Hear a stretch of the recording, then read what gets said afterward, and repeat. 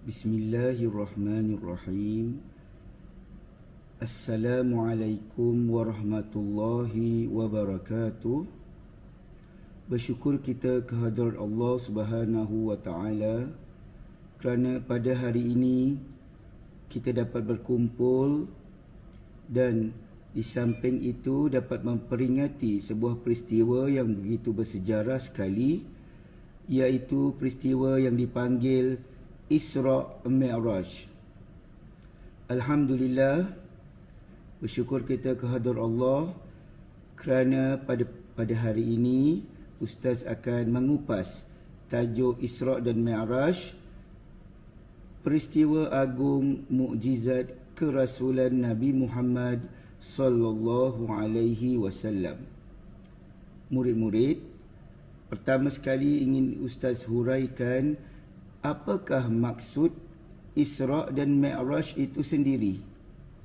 Isra' dari segi bahasa bermaksud perjalanan pada waktu malam dari satu tempat ke tempat yang lain. Manakala dari segi istilah pula bermaksud perjalanan Nabi Muhammad sallallahu alaihi wasallam dari Masjidil Haram di kota Mekah ke Masjidil Aqsa di Palestin.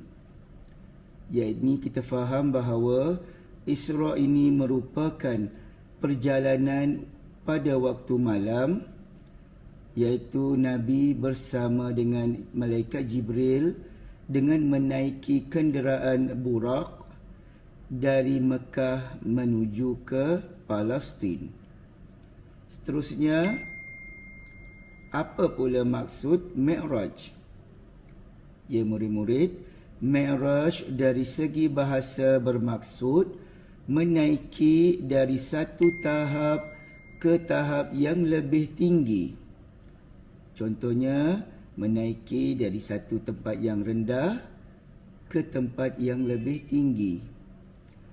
Dari segi istilah pula bermaksud Nabi Muhammad sallallahu alaihi wasallam naik ke langit bermula dari langit pertama hingga ke langit yang ketujuh. Seterusnya pergi ke Sidratul Muntaha dan Baitul Ma'mur untuk bertemu dengan Allah Subhanahu wa taala. Yani Mi'raj ini di mana perjalanan Nabi dari Masjidil Aqsa, Nabi dibawa bersama Malaikat Jibril menaiki tangga atau langit dari langit yang pertama, kedua, ketiga, keempat, kelima, keenam dan ketujuh. Seterusnya Nabi dibawa bertemu dengan hadrat Allah Subhanahu wa taala. Kalau diikutkan, kebanyakan para ulama berpendapat bahawa Isra' dan Mi'raj ini berlaku pada 27 Rejab, yakni pada bulan Rejab, tahun ke-10 kenabian. Ia bersamaan dengan tahun 621 Masihi, yakni selepas Nabi diangkat menjadi Rasul. Sekarang mari kita lihat pula apakah sebabnya Allah Ta'ala mengurniakan peristiwa yang begitu agung ini, iaitu Isra' dan Mi'raj, kepada Nabi Muhammad sallallahu alaihi wasallam. Iaitu pertama sekali ialah untuk menggembirakan dan menyeronokkan hati Nabi kerana telah melalui tahun yang dipanggil tahun duka cita, iaitu Amul Huzn, tahun duka cita. Kedua, sebagai memantapkan lagi iman Rasulullah sallallahu alaihi wasallam untuk menghadapi kaum musyrikin yang menolak dakwah baginda untuk menyebarkan agama Islam yang suci. Di sini ingin Ustaz terangkan apakah atau kenapakah dinamakan tahun tersebut tahun duka cita. iaitu pertama isteri baginda Khadijah binti Khuwailid telah meninggal dunia pada tahun tersebut. Kedua, perkara yang menduka citakan Nabi iaitu bapa saudaranya yang bernama Abu Talib bin Abdul Muttalib juga telah meninggal dunia pada tahun yang sama. Yang ketiga, kerana dakwah Nabi di Taif telah mendapat tentangan yang amat keras daripada penduduk di sana. Jadi itulah antara sebab-sebab dinamakan tahun tersebut sebagai tahun duka cita. Ya. Seterusnya Ustaz akan bacakan potongan ayat yang diambil dari Al-Quran yang telah merakamkan kisah Isra dan Mi'raj ini sebagai suatu peristiwa yang amat agung dan amat memberi impak yang besar kepada diri Nabi Muhammad sallallahu alaihi wasallam. Ya, firman Allah dalam surah Al-Isra, A'udzu billahi minasyaitonir rajim. Bismillahirrahmanirrahim. Subhanallazi asra bi'abdihi laylan minal masjidil harami ilal masjidil aqsa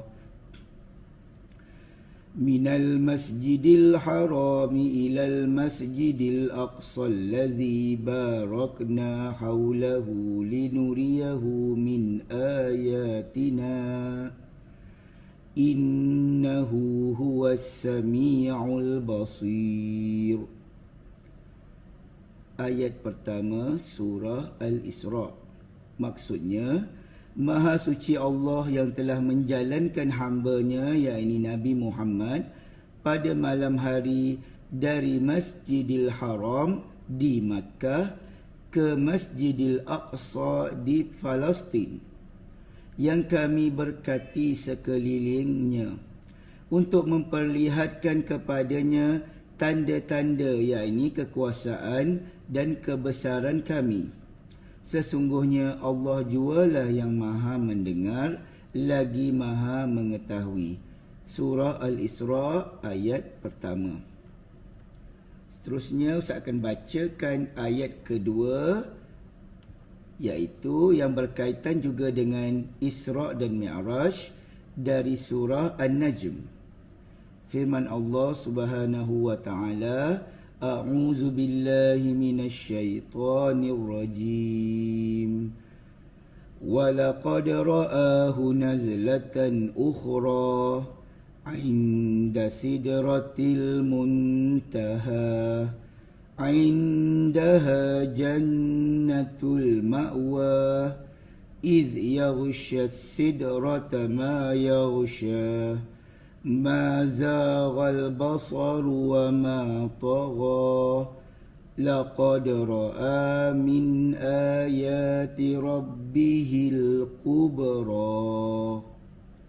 Surah An-Najm ayat 13 hingga 18. Mafhumnya, dan demi sesungguhnya, yakni Nabi Muhammad telah melihat malaikat Jibril dalam bentuk rupanya yang asal. Sekali lagi, di sisi Sidratul Muntaha, yang di sisinya terletak syurga Jannatul Ma'wa. Nabi Muhammad melihat Jibril dalam bentuk rupanya yang asal pada kali ini ialah semasa Sidratul Muntaha. Itu diliputi oleh makhluk-makhluk dari alam-alam ghaib yang tidak terhingga, yakni tidak terhingga banyaknya. Penglihatan Nabi Muhammad tidak terkisar daripada menyaksikan dengan tepat akan pemandangan yang indah di situ yang diizinkan melihatnya, dan tidak pula melampaui batas. Surah An-Najm ayat 13 hingga 18. Ya murid-murid, kedua-dua ayat dari surah Al-Isra dan surah An-Najm merupakan bukti peristiwa Isra dan Mi'raj ini pernah menimpa kepada Nabi Muhammad sallallahu alaihi wasallam demi memantapkan lagi iman baginda Nabi Muhammad sallallahu alaihi wasallam. Seterusnya, Ustaz akan huraikan sikit sebanyak bagaimana berlaku perjalanan Isra' dan Mi'raj ini. Ya. Pertama sekali, Isra' Mi'raj ini berlaku ke atas diri, jasad dan roh Nabi Muhammad sallallahu alaihi wasallam ketika baginda berada di kota Mekah, yang mana malaikat Jibril kemudiannya datang bertemu Rasulullah dan menyucikan dada Nabi Muhammad sallallahu alaihi wasallam, dikeluarkan hatinya dan dibersihkan dengan air Zam-Zam supaya dapat menambahkan lagi iman Rasulullah sallallahu alaihi wasallam.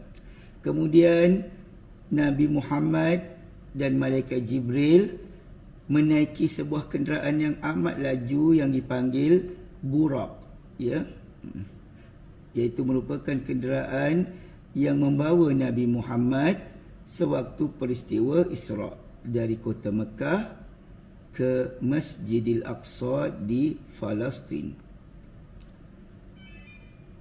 Kemudian barulah nanti Nabi Muhammad akan diangkat ke langit bersama dengan malaikat Jibril. Ya, iaitu Isra' dan Mi'raj ini berlaku pada tahun 621 Masihi. Ya, yang mana Nabi telah dibawa bersama dengan malaikat Jibril menaiki Buraq dari Mekah ke Palestin atau sekarang ni dipanggil Jerusalem. Di sana merupakan satu peristiwa yang amat mustahil dari segi akal. Namun bagi orang yang beriman, peristiwa tersebut telah menunjukkan kekuasaan dan kebesaran Allah Subhanahu wa ta'ala. Murid-murid, terus mari Ustaz huraikan pula tempat-tempat yang telah disinggahi oleh Nabi Muhammad sallallahu alaihi wasallam ketika berlakunya Isra' tersebut. Ya, pertama tempatnya iaitu di kota Mekah sendiri, iaitu di Masjidil Haram. Kemudian Nabi telah dibawa ke Madinah, itu Al-Madinah Al-Munawwarah, tempat tersebut di mana Nabi akan menyebarkan Islam ke seluruh pelosok dunia. Kemudian Nabi dibawa pula ke Bukit Tur Sina, iaitu tempat bermunajatnya Nabi Musa alaihi salam, iaitu tempat yang suci bagi kita umat Islam. Seterusnya dibawa ke tempat yang bernama Baitul Laham, yang ini berkaitan dengan peristiwa atau tempat kelahiran Nabi Isa alaihi salam mengikut pendapat para ulama. Kemudian barulah Nabi dibawa ke Baitul Maqdis, ya, di Masjidil Aqsa, iaitu masjid yang telah lama didirikan oleh para nabi, di mana di sana Nabi telah menjadi imam kepada sekalian para nabi yang terdahulu, ya, sekalian para nabi yang terdahulu. Dan dari Masjidil Aqsa tersebut, iaitu di Baitul Maqdis, Nabi diangkat ke langit menuju ke Sidratul Muntaha dan akhirnya bertemu dengan Allah Subhanahu wa ta'ala untuk menerima kefarduan solat, ya. Yang mana kita lihat pula yang mana pergerakan Nabi ini semasa menaiki ke langit telah dipertemukan dengan nabi-nabi yang terdahulu sebelum daripada baginda Nabi Muhammad sallallahu alaihi wasallam sendiri, iaitu antara nabi yang telah dipertemukan dengan Nabi Muhammad sallallahu alaihi wasallam di langit yang pertama. Nabi telah dipertemukan dengan Nabi Adam alaihi salam. Di langit yang kedua pula Nabi telah dipertemukan dengan Nabi Isa dan Nabi Yahya alaihi salam. Di langit yang ketiga Nabi telah bertemu pula dengan Nabi Idris alaihi salam. Di langit yang keempat Nabi telah bertemu dengan Nabi Yusuf alaihi salam. Di langit yang kelima, Nabi telah bertemu dengan Nabi Harun alaihi salam. Di langit yang keenam, Nabi telah bertemu dengan Nabi Musa alaihi salam, yang mana Nabi Musa telah menasihatkan Nabi Muhammad sallallahu alaihi wasallam sendiri supaya mengurangkan waktu solat daripada 50 waktu yang telah diperintahkan oleh Allah turun kepada 10 waktu, akhirnya menjadi 5 waktu sahaja. Namun demikian pahalanya menyamai 50 waktu solat. Dan di langit yang ketujuh, Nabi Muhammad sallallahu alaihi wasallam telah bertemu dengan bapa sekalian Nabi, iaitu Nabi Ibrahim alaihi salam, yang mana Nabi Ibrahim akan mengajar Nabi Muhammad tentang kalimah tamjid, ya, ketika Nabi bertemu dengan Nabi Ibrahim. Ya, yang mana Nabi Ibrahim merupakan Nabi yang amat hebat, yang digelar sebagai Ulul Azmi. Nabi Ibrahim itu sendiri bermaksud kurban, iaitu dekat. Ya, dalam kehidupan kita ini, kita harus senantiasa merasakan dekat dengan Allah Subhanahu wa taala dan mempunyai sifat ihsan. Ya, ihsan iaitu kamu menyembah kepada Allah seakan-akan kamu melihat Allah. Dan jika kamu tidak melihat Allah sekalipun, maka sesungguhnya Dia melihat kamu. Hadis riwayat Imam Bukhari. Ya murid-murid, jadi kita akan lihat bagaimanakah perjalanan peristiwa Mi'raj pula. Ya, Mi'raj iaitu Nabi telah dibawa naik dari Baitul Maqdis, ya, di Palestin, menaiki ke langit yang pertama bertemu dengan Nabi Adam, kemudian langit kedua bertemu dengan Nabi Yusuf, di langit ketiga bertemu dengan Nabi Yahya, di langit keempat bertemu dengan Nabi Idris, di langit kelima bertemu dengan Nabi Harun, di langit keenam bertemu dengan Nabi Musa, yang mana Nabi Musa alaihissalam telah menasihatkan Rasulullah supaya merayu kepada Allah untuk mengurangkan waktu solat sehari semalam. Seterusnya, di langit ketujuh bertemu dengan Nabi Ibrahim alaihissalam, yang telah mengajar Rasulullah kalimah tamjid.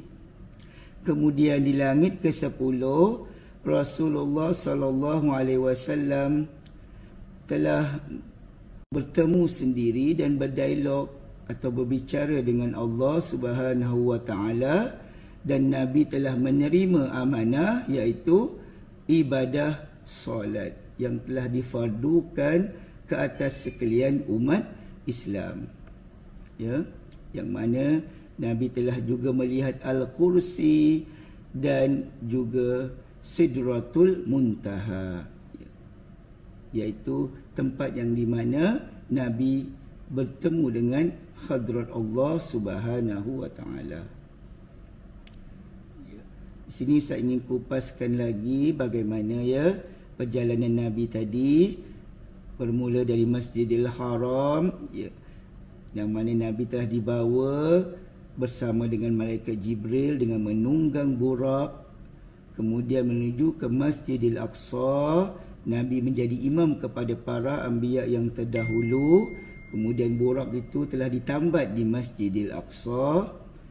Kemudian Nabi menaiki 7 lapisan langit, ya, yang menunjukkan kehebatan dan kebesaran Allah Subhanahu wa taala.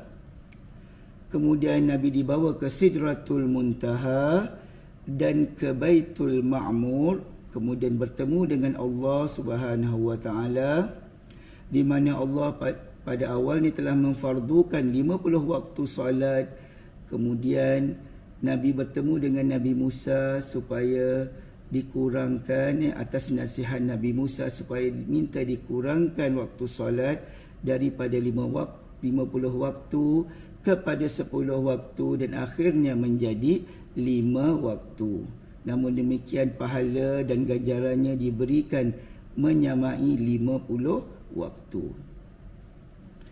Kemudian malaikat Jibril tidak menjadi perantaraan ibadah ketika Nabi bertemu dengan Allah Subhanahu wa taala, yang mana ketika Nabi Muhammad sallallahu alaihi wasallam bertemu dengan Allah, malaikat Jibril sendiri tidak mampu untuk meneruskan perjalanannya. Hanya Nabi Muhammad sallallahu alaihi wasallam diberikan kelebihan untuk bertemu dengan Allah dan menerima amanah kefarduan ibadah solat supaya dilakukan dengan sempurnanya.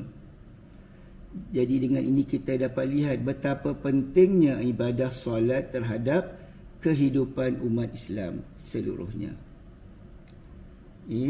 Dan juga Ustaz ingin menyentuh sedikit tentang ibadah solat ini, iaitu suatu ibadah yang begitu penting kepada umat Islam, yang mana Rasulullah SAW bersabda, sesiapa yang tidak solat maka tiada agama baginya. Riwayat As-Suyuti. Juga Nabi bersabda, sesiapa yang meninggalkan solat asar maka terhapuslah segala pahala amalannya. Riwayat Imam Bukhari. Seterusnya hadis yang lain, sesungguhnya apabila seorang mukmin menunaikan solat maka segala dosanya datang kepadanya lalu diletakkan pada bahagian kepala dan tengkuknya. Setiap kali dia rukuk dan sujud, segala dosanya akan jatuh berguguran. Begitu sekali indah dan banyaknya kelebihan ibadah solat. Dan juga Nabi pernah bersabda, perkara pertama yang dihisap terhadap seseorang hamba ialah solatnya. Jika solatnya baik, maka baiklah segala amalannya. Jika solatnya rosak, maka rosaklah segala amalannya yang lain. Hadis riwayat Tabarani. Murid-murid yang dirahmati Allah sekalian, marilah kita memelihara solat kita. Marilah kita semua menjaga dan memelihara solat dalam kehidupan seharian kita, kerana solat itu adalah tiang seri agama kita. Renungilah sabda Rasulullah sallallahu alaihi wasallam, as-salatu ibaduddin, faman aqamaha faqad aqamad-din, wa man tarakaha faqad hadamad-din. Maksudnya, solat itu adalah tiang seri agama. Maka sesiapa yang menunaikan solat, maka sesungguhnya dia telah menegakkan agamanya. Dan sesiapa yang meninggalkan solat, maka sesungguhnya dia telah meruntuhkan agamanya. Sesungguhnya Islam itu telah dibina di atas solat, di samping mengucap 2 kalimah syahadah, haji, puasa dan juga zakat. Dan akhir sekali, Ustaz ingin terangkan apa pula siksaan-siksaan yang telah disaksikan oleh Nabi Muhammad SAW sendiri ketika melalui peristiwa Isra' dan Mi'raj. Antara peristiwa yang telah disaksikan oleh Nabi Muhammad SAW ialah siksaan dan hukuman bagi orang yang berzina, iaitu antara lelaki dan perempuan yang membuat hubungan tanpa ikatan perkahwinan, iaitu hukumannya ialah memakan daging yang amat busuk sekali. Itulah dia hukuman bagi mereka yang melakukan perbuatan terkutuk zina. Seterusnya Nabi telah disaksikan juga hukuman bagi orang yang suka berdusta, menipu dan memakan riba, iaitu mereka memotong lidah mereka sendiri. Kemudian Nabi disaksikan juga dengan hukuman bagi orang yang meninggalkan solat, iaitu mereka menghantukkan kepala mereka pada batu yang amat keras sehingga pecah bertaburanlah kepala mereka. Dan juga Nabi telah disaksikan dengan hukuman bagi orang yang suka memfitnah dan mengumpat, iaitu mereka mencakar-cakar muka mereka sendiri sehingga berlumuran dengan darah.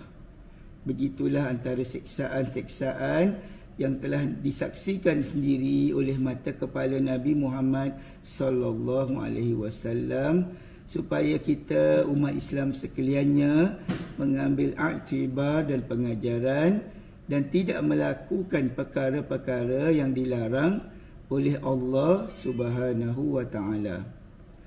Akhirnya Ustaz nasihatkan kepada semua murid-murid dan para pendengar sekalian agar kita melakukan segala yang diperintahkan oleh Allah Subhanahu wa taala melalui lidah Nabi Muhammad sallallahu alaihi wasallam dan yang telah dirakamkan, yang telah termaktub di dalam Al-Quran Al-Karim. Juga janganlah sesekali kita meninggalkan ibadah solat kecuali jika berlaku keuzuran. Contohnya bagi wanita yang dalam keadaan uzur atau dalam keadaan sakit yang tidak mampu untuk mengerjakannya, ya, tetapi wajiblah diqada semula ibadah solat tersebut, ya.